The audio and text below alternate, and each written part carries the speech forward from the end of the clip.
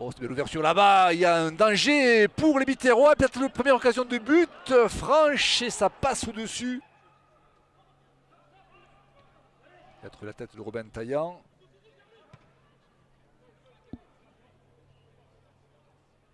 Et un petit peu sous pression là, oh la faute du gardien, le premier but de la partie. Oh oh, la bourde monumentale là, il y a beaucoup d'hésitation entre le défenseur et le gardien.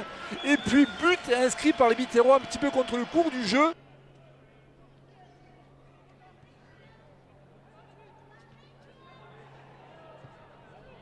Ça, c'est une voilà, ouais, quelle faute. Alors, mais qu'est-ce que c'est ça?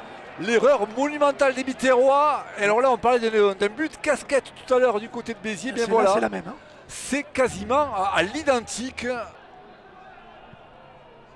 L'ouverture, elle est magnifique, elle est côté droit. Elle est même très belle celle-là avec la possibilité de marquer côté droit. La frappe, elle est détournée. But!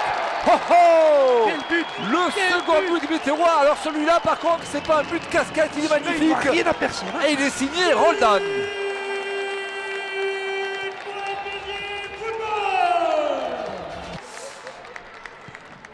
Il se trouve que le gardien était bien placé sur la trajectoire. Ah mais qu'est-ce qui s'est passé là? C'est pas possible! Oh là là là là, mais quelle action à nouveau! Quelle soirée Bernard!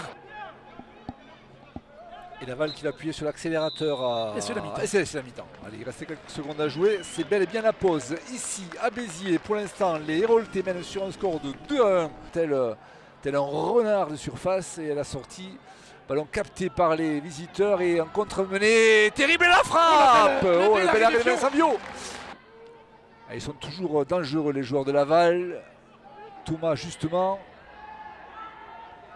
Thomas dans les airs, peut-être la frappe et les accès. Oh, terrible le but inscrit par Anthony Roby qui vient d'égaliser à l'instant même. Écoutez, on va sentir cette équipe revenir dans le match. Bernard, bien voilà. Alors, on ne pourra pas dire que c'était un score qui satisferait forcément les Biterrois, mais il a l'air de ne pas satisfaire non plus les Lavallois parce qu'ils continuent à appuyer, à faire le jeu. Et à se montrer dangereux. La frappe Et de nouveau, Vincent Viau. Alors que le public biterrois espérerait évidemment une troisième possibilité avec notamment Tassu de côté droit. La sortie du gardien et Escale, oulala, en deux temps.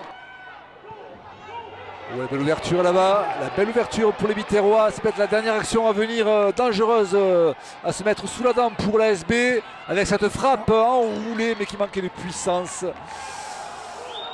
de la part du numéro 12 de cette équipe. Et la partie s'achèvera sur cette action. Il s'agit de Kevin Tastude. Voilà.